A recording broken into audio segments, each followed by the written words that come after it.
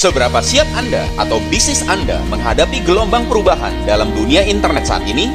Era ini disebut juga sebagai era disruptif, suatu era di mana gelombang internet sama seperti tsunami yang menyapu bersih semua yang mencoba bertahan dan tidak mau berubah.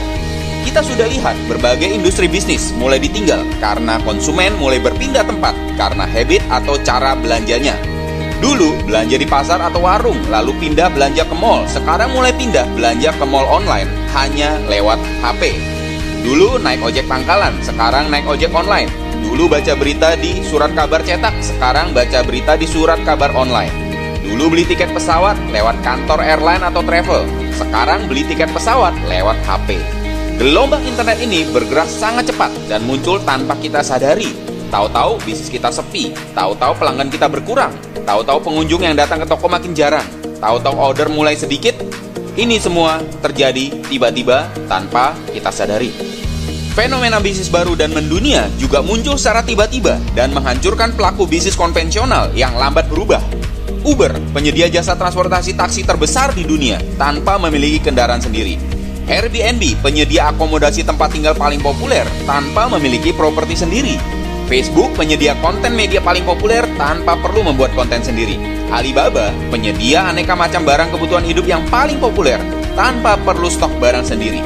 Fenomena bisnis modern ini akan bertumbuh semakin banyak dan akan semakin menggerogoti serta menghancurkan pelaku bisnis konvensional yang lambat untuk berubah.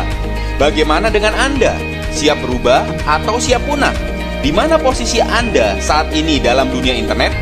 Pemula yang baru mau terjun atau pemula yang sudah terjun? Inilah tantangan yang pasti dihadapi jika Anda termasuk pemula yang baru mau terjun di bisnis internet.